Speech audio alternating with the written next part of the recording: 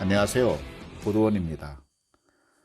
뿌리잎은 나무 발간, 한국의 발견, 한반도와 한국 사람, 서울편 두 번째입니다. 명동과 명동 사람. 명동에 주소를 둔 사람, 곧 상주 인구는 기껏해야 6천 명에 지나지 않는다. 그리고 그 중에 절반이 넘는 수요가 나이가 15살에서 24살까지인 젊은이들이다. 그리고 그들은 대개가 명동의 임자에 고용되어 명동을 잠자리이자 일터로 삼고 있다. 물론 그들도 명동을 움직이고 가꾸는 데 적지 않은 힘을 기울여 온 사람들이다.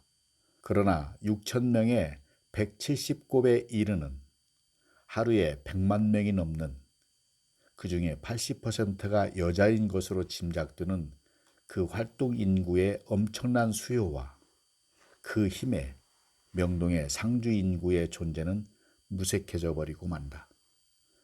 지금까지 많은 사람들이 명동을 한마디로 표현해 보려고 했었다.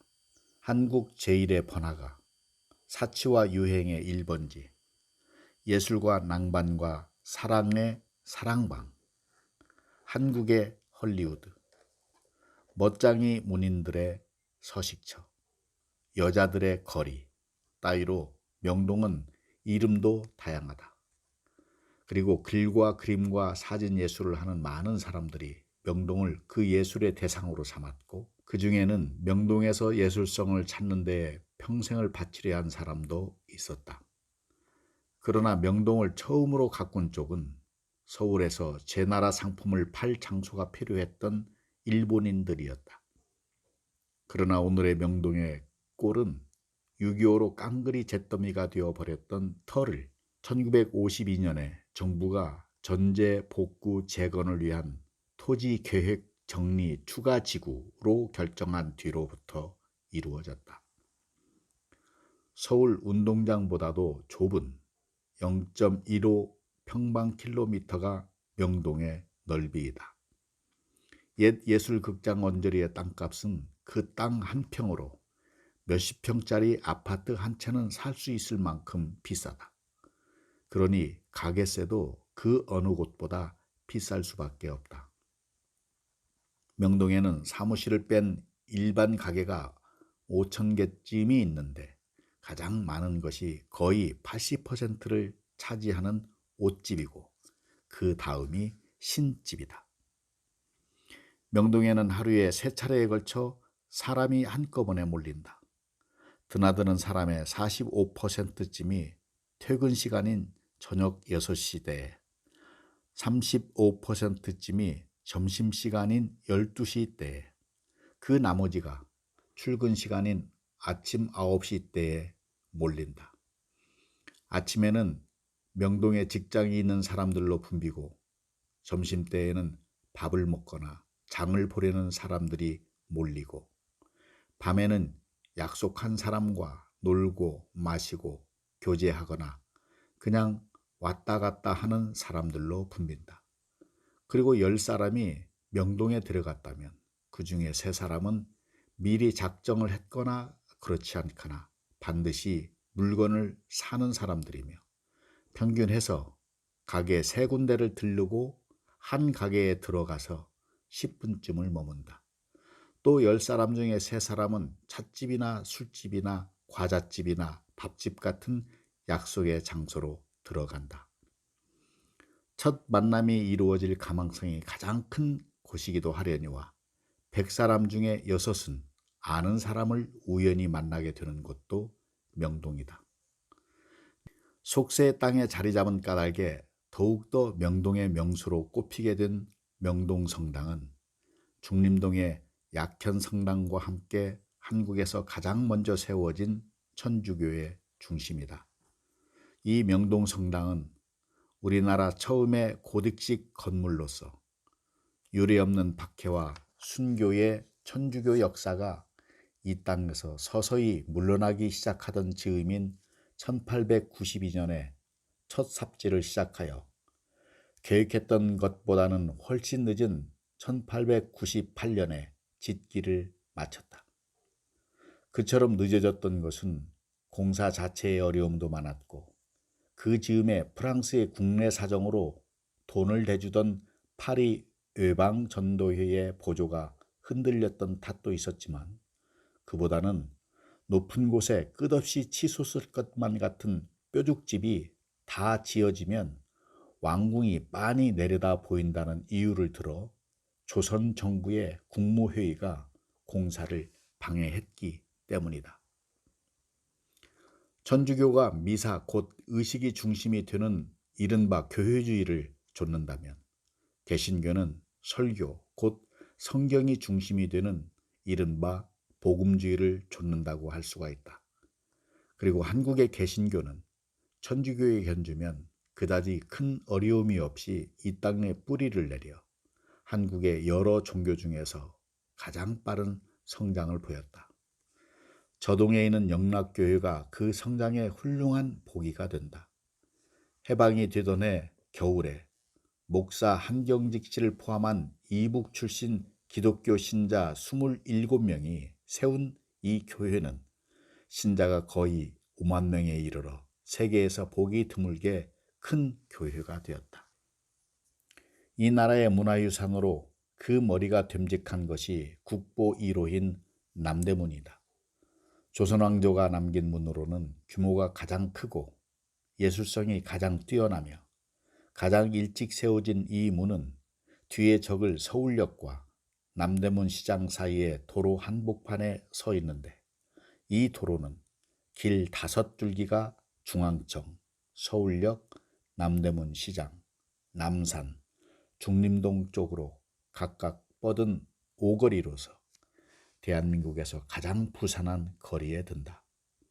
따라서 옛날에는 한강 너머의 노량진에서도 빤히 보였다는 이 남대문이 오늘에는 밤낮 없이 이 문 둘레를 달리는 자동차들에 휘감겨 있고 그마저도 그 둘레의 고층 빌딩들에 갇혀버린 꼴이 되었다.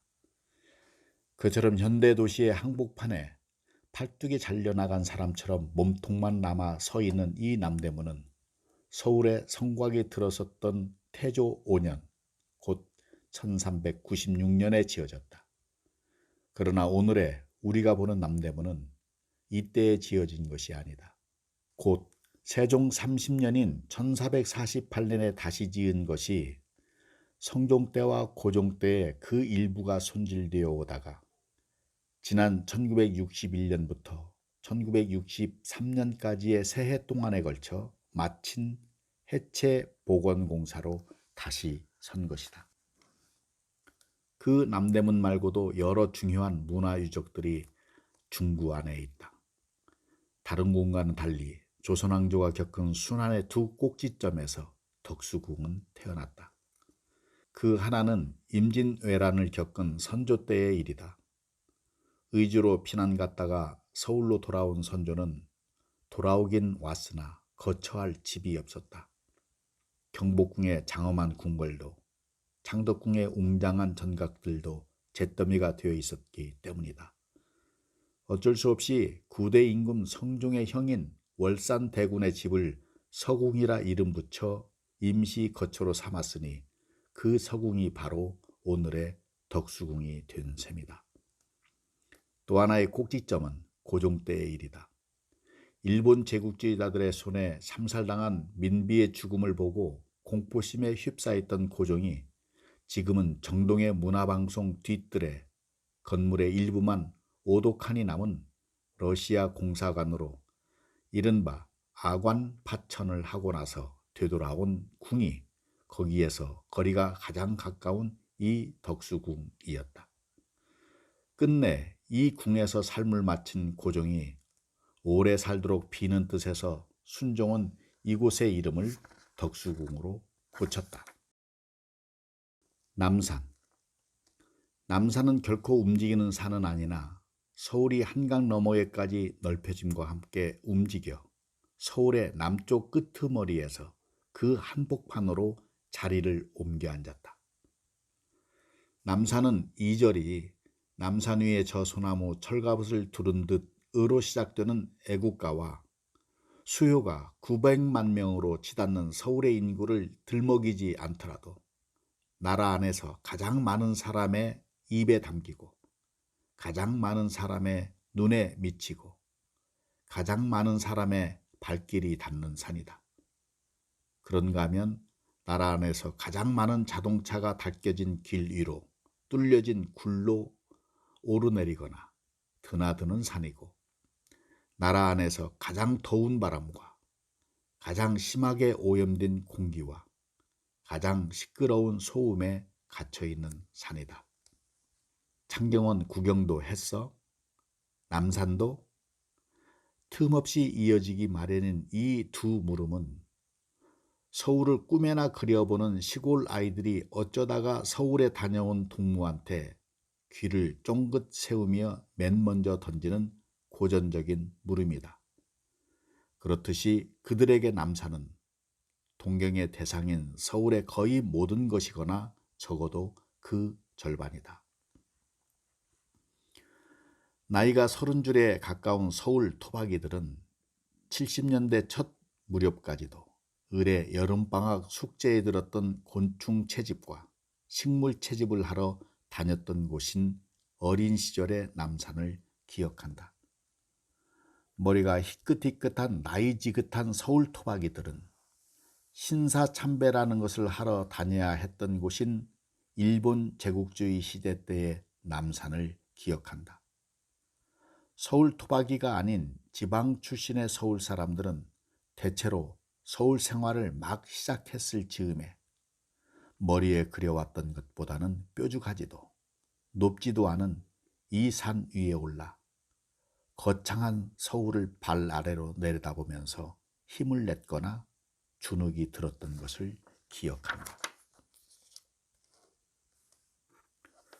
오늘의 남산 둘레에 있는 동네, 이를테면 필동, 장충동, 한남동, 이태원동들은 서울에서 부자 동네로 이름난 동네이고, 그런 동네에 사는 사람들은 오늘의 한국 사회에서 결코 홀대받는 계층들이 아니다. 그리고 남산의 둘레에는 나라 안에서 이름난 호텔, 이를테면 도쿄, 신라, 하얏트, 타워, 엠베서더 같은 것들뿐만이 아니라 국립극장, 국토통일원, 한국반공연맹, 사파리 클럽, 외국인 아파트, 동국대학교, 숭이여자 중고등학교, 리라 국민학교와 같은 큰 시설들이 마치 철갑을 두른 듯 들어서 서울 안에서 반짝거리고 허우대가 큰 것들은 죄다 그 기슭에 붙박혀 있는 듯한 느낌을 준다. 높이가 265m쯤 되는 남산은 선이 부드러운 푸른 산이다. 남산은 봉우리가 둥그스름하고 다른 산들이 잘 벗어진 대머리처럼 돌을 드러내고 있어 거세고 마른 느낌을 주는 것과는 달리 남산은 나무로 뒤덮여 있어 멀리서 보기에는 부드럽고 아늑한 느낌을 준다. 14세기까지만 해도 한갓 작고 평범한 묘에 지나지 않았던 남산은 조선의 개국과 함께 환한 조명을 받으며 역사의 무대 위에 올려졌다. 조선 정부는 오늘의 서울인 한양을 도읍으로 정하고 이 도읍을 둘러싼 이른바 내사산, 곧 북악산, 인왕산, 낙산, 그리고 남산을 자연의 방패로 삼아 이 네 산을 잇는 달걀 모양의 동그라미 둘레에 길이가 18km쯤인 성을 쌓았다. 그리고 남산 위에는 봉합둑 5개를 만들어 국경이나 해안에서 벌어지는 나라의 변고를 조선 정부에 보고하게 했다. 1890년쯤에 서울에서 선교 사업을 벌였다는 조지 길무어라는 미국 사람이 글로 남겨놓은 퍽 재미있는 이야기가 있다.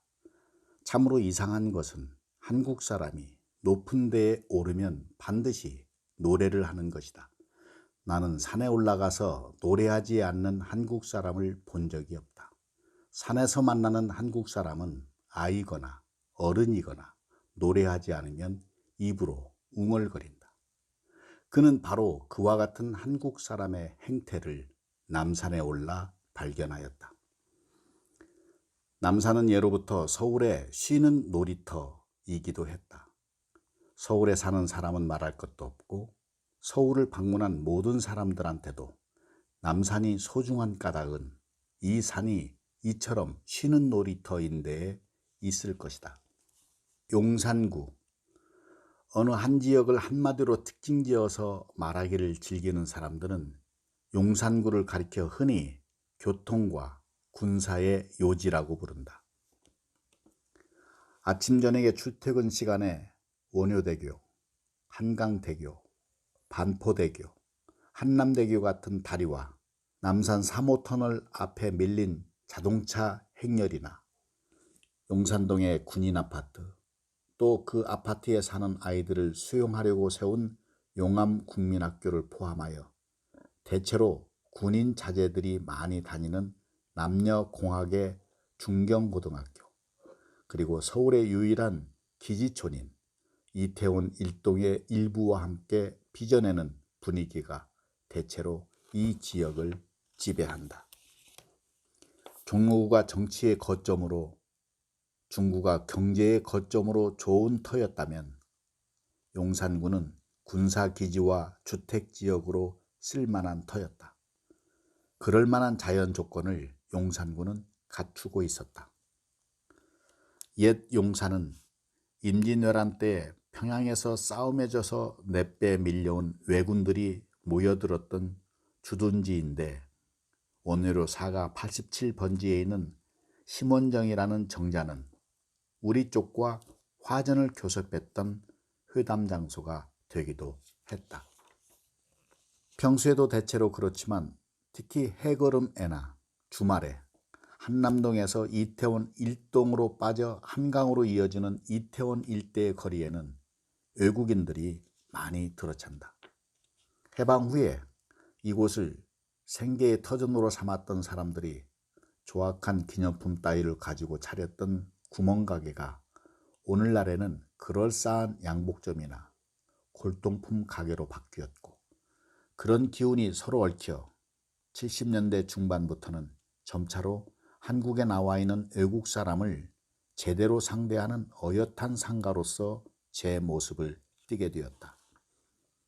용산동 2가 8번지를 흔히 해방촌이라고도 부른다. 해방이 된 뒤로부터 6.25 전까지 북녘에서 내려온 사람들이 일군 마을이다. 그들은 억척스럽고 부지런하여 서울의 또순이들로 통했다. 그러나 이곳 해방촌도 재개발 붐을 타 그 절반쯤이 헐리고 신식집들이 들어섰다. 마포구. 1940년대 중반까지만 해도 서울 사람들은 얼굴만 보고도 마포 사람을 금방 알아냈던 모양이다. 조선시대에 구전으로 전해오는 이야기로 목덜미가 까맣게 탄 사람을 왕십리 미나리 장수라 하였고, 얼굴이 까맣게 탄 사람을 마포 새우젓 장수라 하였는데, 그 이유는 왕십리에서 아침에 도성 안으로 미나리를 팔러 오려면 아침 햇빛을 등 뒤에 지고 와 목덜미가 햇빛에 닿기 때문이고, 마포에서는 아침에 도성 안으로 새우젓을 팔러 오려면 아침 햇빛을 앞으로 안고 와 얼굴이 햇빛에 새카맣게 닿기 때문이다. 6.25로 휴전선이 한강 하류를 가로막아 서해 바다와 서울을 잇는 뱃길이 끊긴 뒤로 역사가 깊은 마포나루는 하루아침에 그 구실을 잃었고, 마포 사람들도 더는 얼굴을 햇빛에 태울 일도 없게 되었다. 서교동 일대는 서울에서, 곧 나라 안에서 땅을 대상으로 한 투기 바람이 맨 처음으로 불었던 지역에 든다. 그 덕에 밭갈이를 하던 농사꾼들을 대량으로 변신시켜 벼락부자를 탄생시킨 곳으로 꼽히기도 한다. 70년대가 끝날 즈음에 정부에서 특별한 경제 조치로 물을 뿌리기 전까지 서교동에서 치솟았던 투기의 불길은 서울의 강남 개발과 함께 강남구 쪽으로 옮겨가 붙었고 다시 반월단지와 같은 공업단지 따위를 중심으로 해서 나라 안 곳곳으로 옮겨갔었다. 마포구와 여의도 사이의 한강에 밤처럼 생겼다 하여 밤섬으로 불리었던 하중도, 곧 강 속에 섬이 있었다. 맑은 모래가 멀리 연달아 펼쳐져 한강과 묘하게 서로 어울려 풍치가 빼어났다고 서울 명소 고적에 적혀 있는 이 밤섬은 일본 제국주의 시대의 지도에는 여의도보다도 더 크게 그려졌다. 그 밤섬도 영원히 사라져 사람의 머릿속에 기억으로만 남았다. 그러나 밤섬 폭파라는 제목으로 쓰여진 1968년 2월 10일치 동아일보 사유면에 그 속에 잠긴 밤섬의 자취를 더듬어 짐작할 수는 있다. 한강 개발과 여의도 건설 일환으로 하구를 넓혀 한강물이 잘 흐르도록 총 17,393평의 밤섬을 폭파하였다. 17대를 살아온 62가구 433명이 살고 있는데 대부분 어업과 도서업에 종사하고 있다. 뿌리 깊은 나무에서 펴낸 숨어 사는 외톨박이에 밤섬에서 배를 모은 목수 함갑순 속의 함갑순 씨도 본디 이 밤섬에서 살았었으나 위의 기사대로 밤섬 사람들과 함께 서강대학교 뒤에 있는 창전동, 사람들은 그곳을 가리켜 밤섬 마을이라 이른다. 곳으로 옮겨 살게 되었다. 우리 조상들이 인적이 드문 곳에 몇 가구가 들어서 자그마한 부락을 이루면 곧바로 쉽게 가져다 붙였던 이름이 새말이었던 모양인데 한글 학교가 펴낸 서울 지명 총람만 보아도 옛 지명이 새말이었던 곳이 셀 수도 없을 만큼 많이 나온다. 새로 개척된 새마을을 소리나는 대로 부른 이름이다.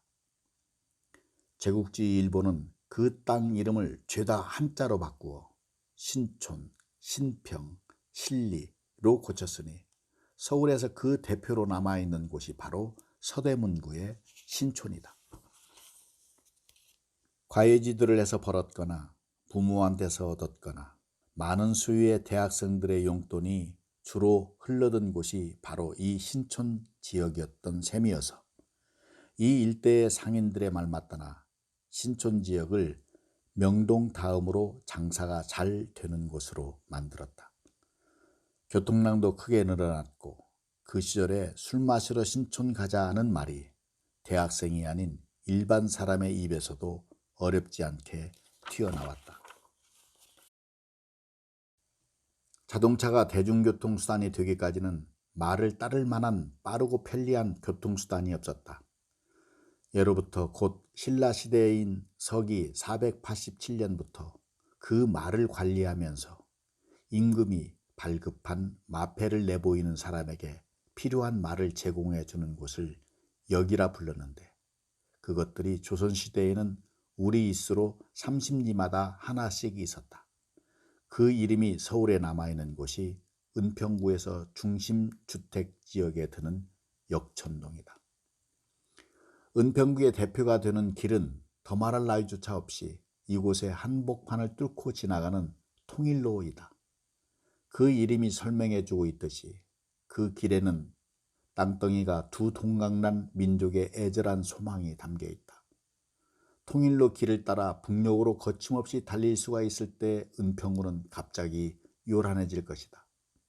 강남구의 고속버스 터미널처럼 은평구 어딘가에 북쪽과 서울을 잇는 고속버스의 터미널부터 벼락같이 들어서서 홍수처럼 밀려오는 사람들을 받아들일 것이고 그렇게 되면 오늘의 은평구의 조용함은 완전히 깨어지고 말 것이다. 어쩌면 은평구는 그 조용함이 하루빨리 왕창 깨져버리기를 고대하면서 아직까지는 숨을 죽이고 있는지도 모른다. 성북구는 1949년에 비로소 오늘의 이름을 얻어 생겼다. 바위와 암자와 산도둑굴 뿐인지라. 조선정부에서 오늘의 수도경비 사령부쯤에 견줄 수 있는 어영청의 북둔을 이곳에 설치하고 거기에 소속된 군인들과 함께 살도록 한 무리의 민간인들을 이주시켰는데 그들이 바로 여기에서 말하는 첫 주민이다. 고향을 등지고 이곳으로 옮겨온 그들 앞에 펼쳐진 이 새 땅은 놀라움과 황당함을 안겨주기에 넉넉한 곳이었을 터임은 쉽게 짐작할 수가 있다. 풍치야 빼어났을 망정 곡식을 갈아먹기는커녕 남새조차도 부쳐 먹을 수 없는 곳이었기 때문이다. 더구나 이곳의 땅은 지금도 흙이 있다고 해 보았자 마사라고 불리는 모래흙이다. 그래서 그랬는지는 몰라도 떠나는 사람들이 많아지자 조선의 21대 임금인 영조가 임금 자리에 오른 지 41년 채인 1765년에 생포목을 잿물에 삶아 빨아서 하얗게 표백시키는 권리를 주어 궁궐과 도성 안에 마전거리를 도맡아 하여 살게 하였다.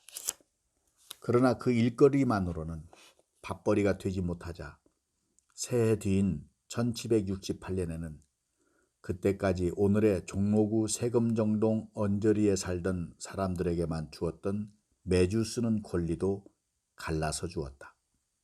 마전하는 일과 매주를 만들어 파는 일이 성북구의 첫 주민이 가졌던 직업이었다.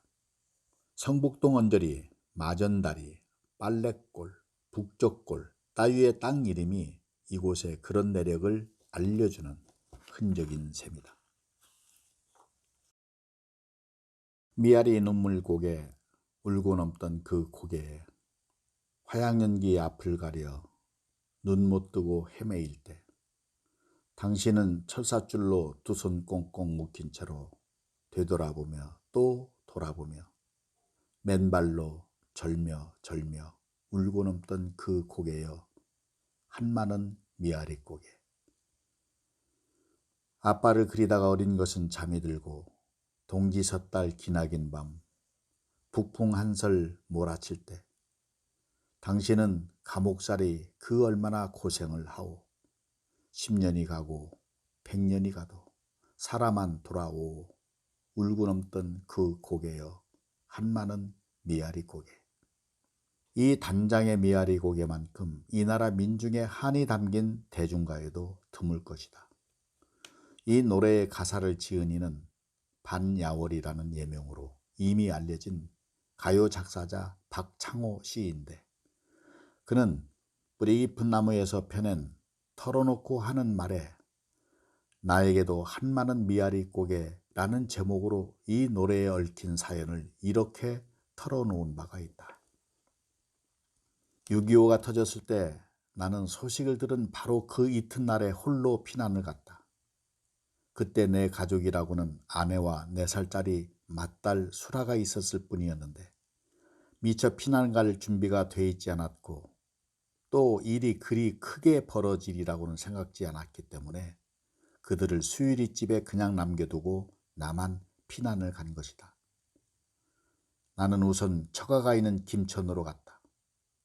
그런데 내가 김천 처가에 도착한 지 며칠 뒤에 아내가 들이닥쳤다. 그의 몰골은 말할 수 없이 초라했고 마땅히 함께 왔어야 할 귀여운 딸 수라는 보이지 않았다.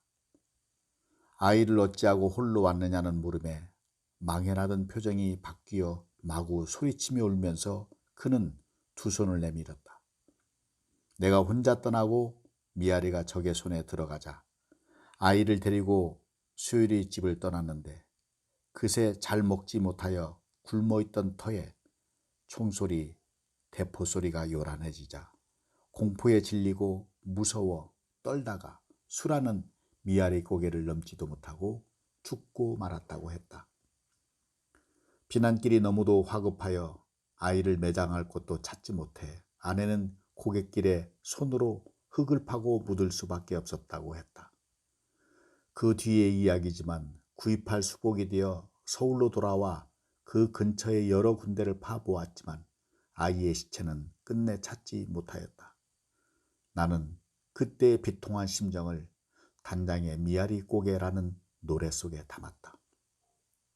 북쪽으로는 도봉구를, 남쪽으로는 성북구를 굽어보는 미아리 고개는 서대문구에 있는 무악재와 함께 이 나라의 땅덩이가 두 동강으로 갈라지기 전까지만 해도 서울에서 북쪽으로 가는 길의 시발점인 고개요, 북쪽에서 서울로 들어오는 종착점인 고개였다.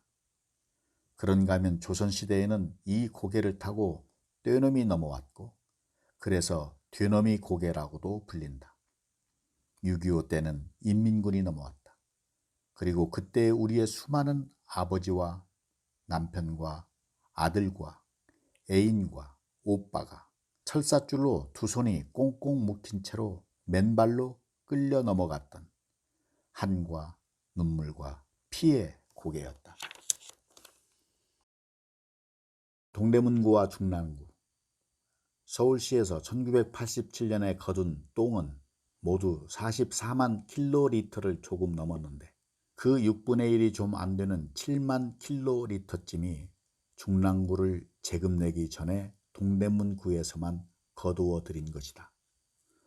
동대문구 사람 중에는 하필이면 똥 이야기부터 꺼내느냐고 섭섭해할 리도 있겠지만 아무튼 서울의 구가 모두 17개이던 1987년에 동대문구가 차지한 그 6분의 1은 결코 적은 양이 아님은 틀림없다. 그 주된 까닭은 동대문구의 인구에 있다. 1985년의 인구조사에 따르면 동대문구는 상주 인구가 94만 명이 좀 넘어서 서울 전체 인구의 10분의 1을 차지했다. 따라서 인구에서 동대문구는 서울에서 가장 큰 구인 셈이다. 그래서 동대문구는 서울시에서 한 구의 인구가 7, 80만 명이 넘게 되면 의례 그랬듯이 제 몸 한 부분을 쪼개내어 재급내야 할 형편에 이르렀다. 그리하여 1988년 1월 1일로 동대문구는 중랑천을 사이에 두고 동쪽, 그러니까 상봉동, 면목동, 중화동, 묵동, 망우동, 신내동들이 끼어있는 제 몸보다 더 넓은 18평방킬로미터쯤을 뚝 떼어 중랑구로 이름지어 독립시켰다. 시골 사람들이 서울에 올라왔다고 하면 방금 말한 중랑천에 몰렸던 시절이 있었다. 6.25 전쟁이 끝나고 피난 생활을 정리한 사람들이나 고향인 농촌을 등진 젊은이들이 서울에 몰렸을 적에 그 중에 적지 않은 사람이 중랑천 언저리에 천막이나 판잣집을 짓고 정착했던 것이다. 60년대 초반까지 그 둘레에는 엿공장이나 과자공장이나 염색공장들이 널려 있었고 주민들은 그곳에서 품팔이를 하거나 주인 노릇을 하며 살았다. 점차로 삶의 기반을 잡은 많은 사람들은 좀 더 나은 밥벌이기를 찾아 떠나기도 했거니와 까다로워진 서울 아이들의 입맛에 져서 엿공장 같은 것을 제 손으로 헐어냈고 또 서울시청이 벌인 도시재개발 사업으로 철거되고 말았다. 그러나 아직도 그 흔적은 중랑천 언저리 구석구석에 엎드린 허름한 집들에 배어 남아있다. 선농단이란 그의 농사를 잘 되게 해달라고 임금이 나와서 농사신이라는 신농씨와 후직씨에게 빌었던 제단이다. 조선왕조의 9째 임금인 성종이 설치했다는 이 선농단이 서울의 전통 음식에 드는 설렁탕이 태어난 곳이다. 선농단에서 기우제를 지낸 임금이 농사꾼들과 함께 밭가리를 몸소 한 다음에 어울려 점심이나 새참으로 먹었던 국말이 곧 쇳뼈를 우린 곰국에 밥을 만 음식이 바로 그것이었다고 한다. 서울의 어느 구석을 가도 밥집으로 가장 쉽게 찾을 수 있는 곳이 설렁탕집이듯이 이 음식은 서울의 대표가 되는 향토 음식이다. 강남구는 서울이 지난 70년대에 한강 남쪽에 세운 또 하나의 서울이다. 서울의 다른 곳은 대체로 조선이 개국한 뒤로 오랜 세월을 두고 점차로 개발되어 왔다고 볼 수가 있다. 그러나 강남구는 그렇지 않다. 60년대와 70년대에 걸친 한국의 급속한 경제 발전은 그 힘으로 겨우 10년 사이에 서울 근교의 농촌 사회였던 이 벌판의 야산과 논밭과 전통주택을 불도저로 밀고 파헤쳐 새로운 도시로 바꾸어 놓았다. 1988년에 서울시가 벌인 분구 작업으로 강남구와 서초구로 갈라지기는 했지만 사람들은 흔히 이 지역을 강남구로 부른다. 복부인들이 메뚜기처럼 이곳에 몰려들어 이른 새벽부터 밤이 이슥해지도록 땅을 탐식했었다. 막 골조만 세워놓은 아파트의 추첨장이 노름판이 아니라면 싸움터였었다. 손에는 현금이 든 손가방을 움켜쥐고 입으로는 악을 써대는 광경은 날마다 하루에도 여러 군데에서 볼 수 있는 것이었다. 이 뜨거운 투기바람이 오늘의 강남구를 생기게 한 힘이었다고 보아도 될 듯하다. 강남구에는 70년대 한국 경제의 특징이 어느 곳보다 선명하게 투영되어 있다. 한강. 한강은 한국에 있는 여러 강을 대표하는 크고 소중한 강이다. 한강은 한반도에서 넷째로 길고 압록강에 이어 둘째로 넓다. 한반도는 그 생김새가 흔히 토끼의 몸으로 비유되어 왔다. 한반도가 토끼라는 한 생명체라면 서울은 그 토끼의 심장이겠고 한강은 그 심장에 생명을 불어넣는 핏줄이 아닐 수 없고 한강이 그런 핏줄일 때 그 안에 흐르는 강물은 물이 아니라 자양분을 담뿍 담은 붓디 붉은 피가 될 것이다. 그런가 하면 많은 사람들은 한강을 가리켜 좁게는 서울의 젖줄, 넓게는 한국의 젖줄이라 불러왔다. 그런 표현이 적절한 것이라면 한강이 흐르는 강물은 단순한 물이 아니라 한반도라는 어머니가 크고 따뜻한 가슴을 활짝 열어 한국 민족이라는 아들의 입에 물려 빨게 해온 다디단 젖이다. 오늘날의 우리는 한강의 물줄기가 시작되는 두 곳 중에서 한 곳은 아예 찾아갈 수가 없고 한강이 바다와 만나 끝나는 그 하구도 찾아갈 수가 없다. 그것들이 휴전선에 잘려있기 때문이다. 1967년과 1971년과 1972년에 한강가인 서울 강동구 암사동에서 크게 손상되지 않은 상태로 발굴된 빗살무늬 토기 여러 점과 움집터 여러 채는 큰 강가가 거기에 그렇듯이 이 강가에 까마득한 옛날부터 사람이 정착하여 수렵 생활을 했음을 알려준다. 북한산 봉우리의 진흥왕 순수비는 한반도가 여러 나라로 갈라져 싸울 적마다 한강 언저리가 치열한 싸움 끝에 뺏고 빼앗기는 전략의 요충이었음을 일러주는 좋은 보기가 된다. 그뿐만 아니라 서울 사람들은 6.25 전쟁 때에 이승만 정부가 인민군의 공격 속도를 늦추려는 생각에만 사로잡혀 어이없이 저지르고만 한강다리 폭파 사건의 참담한 비극을 이 강에서 겪었다.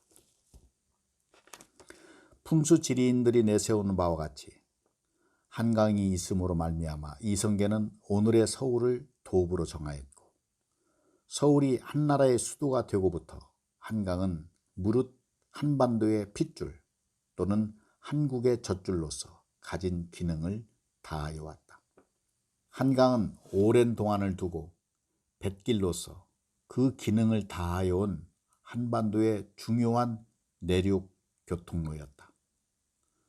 공업화와 근대화라는 이름으로 불같이 일어나 그 짧은 시간에 이 나라 땅의 모습, 특히 서울의 경관을 몰라보게 바꾸어 놓고 이 나라 민중의 의식과 생활 방식을 변화시킨 지난 60년대와 70년대에 걸친 고도 경제 성장이 그것이었다. 그것을 가리켜 많은 사람들은 한강의 기적이라고 부르기도 했다. 한강가에 질비한 고급 아파트들은 보는 이에 따라서는 자랑일 수도 있고 부끄러움일 수도 있다. 아파트 문화가 서울의 새로운 문화를 상징한다면 그 문화는 바로 서울의 한강가에 온통 자리 잡고 있다고 해도 틀림없다. 여름철이면 하수욕이라고도 불리는 수영을 했으며 겨울철이면 얼음을 지쳤고 철을 가리지 않고 낚시를 즐겼던 곳인 한강은 서울에서 사라졌다. 한강의 뗏목이 사라짐으로 말미암아 새남터에서 자규질하던 목수도 어느새 아득한 옛날 얘기가 되었고 나루터가 사라짐으로 말미암아 마포나루의 새우젓 장사도 한갓 지나간 풍물이 되어버렸으며 밤섬 곧 여의도 북쪽에 있던 밤 모양의 아름다운 섬도 전설 속으로 사라졌다. 한강에 다리가 놓인 곳은 거의 예의 없이 조선시대에는 이름난 나루터였다. 노량나루, 양화나루, 한강나루, 송파나루, 광나루가 그곳이다. 만일에 비 10방울이 한반도에 떨어졌다면 그 셋은 반드시 한강으로 흘러들어간다고 말할 수 있다. 이 강의 유역에는 인구가 900만에 이르는 서울 말고도 시 11개, 곧 인천시, 성남시, 안양시, 광명시, 부천시, 의정부시, 동두천시, 춘천시, 원주시, 제천시, 충주시가 들어있다. 한반도가 정말로 복된 땅인지 아닌지는 어쩌면 이 한강에 달려있는지도 모른다. 오늘의 한강이 옛 한강이 아니듯이 내일의 한강이 오늘의 한강으로 머물러 있지는 않을 것이다. 지금까지 겪은 것보다 더 큰 변화가 생기리라는 것을 내다보기는 그리 어려운 일이 아니다. 한강이 겪어야 할 변화, 그것은 어차피 이 땅에 사는 사람들의 생각과 행동에 따라 그 방향이 결정될 것임은 두말할 것도 없다. 한강을, 그 물을, 그 물줄기를, 그 언저리의 시설을 변화시켜 나가는 사람들의 뜻이 이 땅에 사는 사람들만 살자는 데 있는 것이 아니라 이 강에 목숨을 함께 대고 살아가고 있는 물고기와 나무와 곤충까지도 함께 살게 하자는 데에 있을 때에 이 한강에 앞으로도 겹겹이 쌓일 문명은 아름다운 한강과 함께 제 값어치를 지니게 될 것이다. 여기까지입니다. 오늘도 많이 웃으세요. 사랑합니다. 감사합니다.